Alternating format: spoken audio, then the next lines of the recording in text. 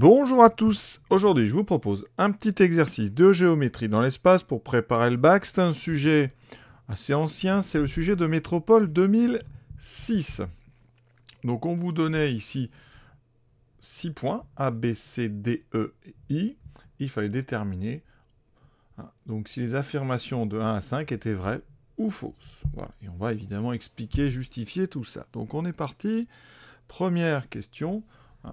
Vous avez les coordonnées donc de nos points ABC et on vous demande, voilà, on vous propose une équation du plan ABC et 2x plus 2y moins z moins 11 égale 0. C'est vrai ou c'est faux? Quelle est la meilleure attaque pour cette question? Tout d'abord, on peut dire que quand on veut une équation de plan, la plupart du temps, on a un vecteur normal. Voilà. Et ça, en terminale, on a besoin d'un vecteur normal pour trouver l'équation du plan. Ici, vous n'avez pas de vecteur normal. Le trouver, ça serait compliqué. C'est pas vraiment ce qu'on demande à un élève de terminale. Donc, il va falloir utiliser au mieux la question. En tout cas, c'est l'affirmation. On vous propose le plan, donc 2x plus 2y moins z moins 11 égale 0. Donc, on va l'appeler, on ne sait pas que c'est ABC, donc on lui donne un autre nom. On va dire soit P, donc le plan d'équation de 2x plus 2y moins z moins 11 égale 0. Alors là, l'approche la plus simple, ça va être de vérifier que les points A, B, C sont des points de ce plan P. Donc vérifier que les points B, C ont des coordonnées qui vont vérifier 2x plus 2y moins z moins 11 égale 0. Alors on vous parle du plan ABC, donc on suppose que ABC est un plan. Si on voulait vraiment faire les choses de façon parfaite, il faudrait rapidement regarder si ABC sont collinaires. En tout cas, ils ne le sont pas, donc on va regarder. Je vais vous rappeler, comme ça on révise. Coordonnées de AB, c'est coordonnées de B moins coordonnées de A. Donc ici, BC, vous voyez, 0, donc moins 2. Ça fait donc moins 2. Ensuite, 4 moins 4, ça fait 0. Moins 3 moins 1, ça fait moins 4. Je fais rapidement AC. 3 moins 2, 1. 1 moins 4, moins 3. 3 moins 1, moins 3 moins 1, moins 4. On voit bien ici que ces coordonnées-là ne sont pas proportionnelles. Pourquoi? Parce qu'ici déjà vous avez un 0. Et donc vous n'avez pas la possibilité ici de trouver un coefficient qui fait passer de moins de 1 et un qui ferait passer de 0 à 3. Là c'est impossible, donc on voit bien. On dit juste, les coordonnées ne sont pas proportionnelles, donc les deux vecteurs sont non collinaires, ça veut dire que ABC sont non alignés ABC et donc ça forme bien un plan.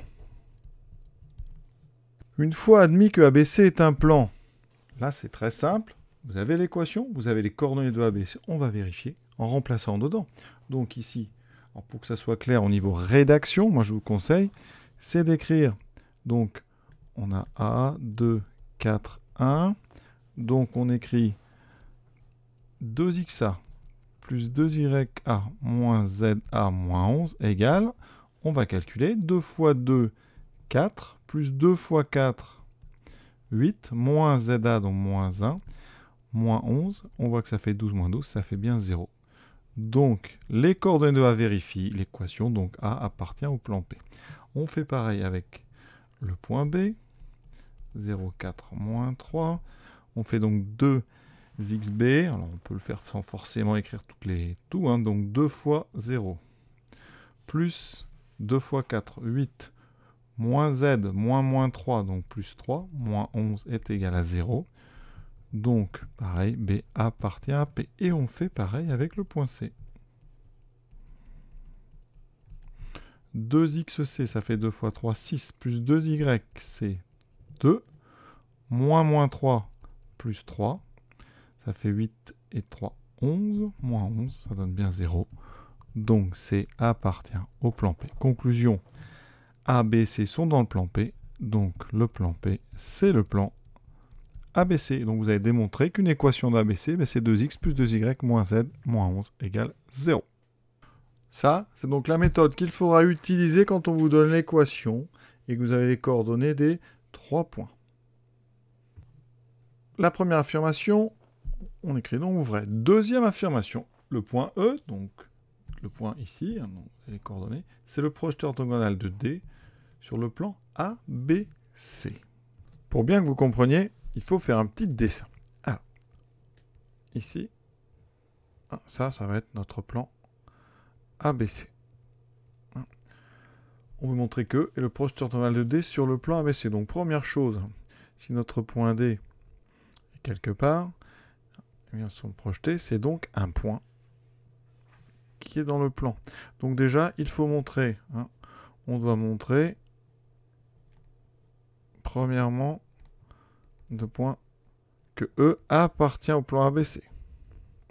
Et ensuite, deuxième chose, il faut montrer que la droite DE, ici, d'accord, qui coupe le plan donc en E, il faut montrer qu'elle est orthogonale au plan. Et donc, il faut montrer que DE est orthogonale au plan ABC. Donc, il faut montrer que DE est normal à ABC. On commence donc par montrer, par voir si E appartient à ABC, parce qu'effectivement, cette affirmation est peut-être fausse. Alors, on va donc calculer 2xe plus 2ye moins ze moins 11. Combien ça vaut? Alors, les coordonnées 2, on les a, c'est 3, donc ici 6, plus 2 fois y, 2 fois 2, 4, moins ze qui vaut moins 1. Si c'est 4, 10 et 1, 11. Vous voyez, moins 11, ça fait effectivement 0. Donc, première chose, ça commence, on va dire bien, le point E appartient au plan ABC. Maintenant, il faut montrer que 2 est orthogonal à toute direction du plan ABC. Donc, il faut calculer son produit scalaire avec deux vecteurs non collinaires de ABC. Ça tombe bien, on les a, c'était AB et AC. Donc, on va réécrire leurs coordonnées. On les avait faites tout à l'heure, on va les refaire rapidement. 0, moins 2, 4, moins 4, 0, moins 3, moins 1, moins 4. On va déjà regarder ce produit scalaire. Il me faut aussi DE d'ailleurs. Donc le vecteur DE coordonnées, donc 3 moins 1, 2. Vous faites coordonnées 2 moins coordonnées de D, donc 2 moins 0, 2. Moins 1 moins 2, moins 1 plus 2, ça fait 1. Et je calcule donc ce produit scalaire. Je mets un petit point ici, on va le faire directement. Donc, moins 2 fois 2, moins 4, plus 0, plus moins 4, moins 4, moins 4, ça fait moins 8. Ah, ça n'est pas égal à 0. Donc, DE n'est pas orthogonal à AB, au vecteur AB. Donc, DE n'est pas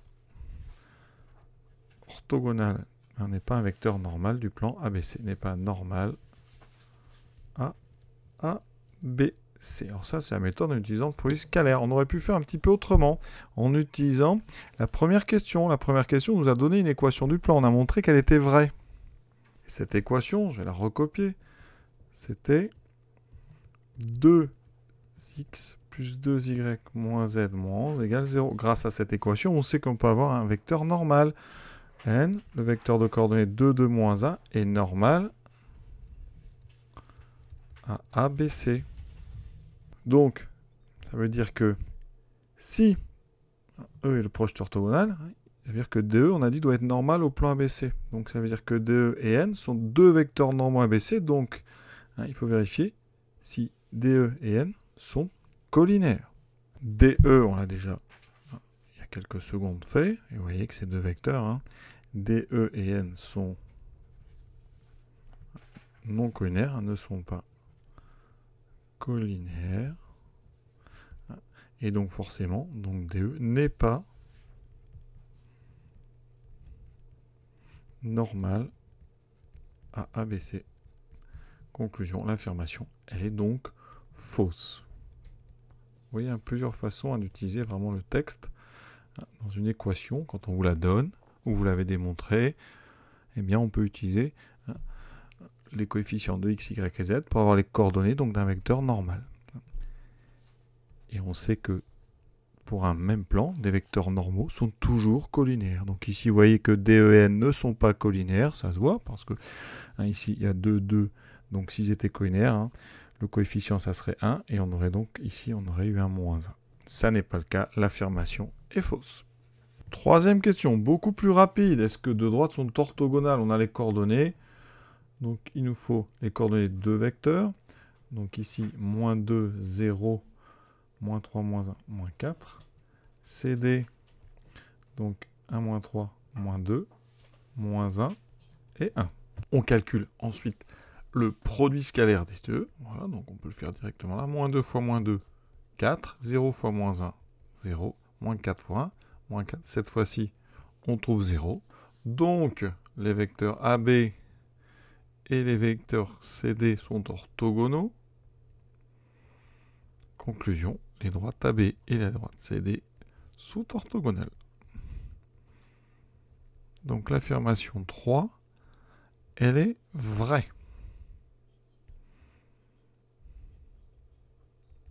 On poursuit.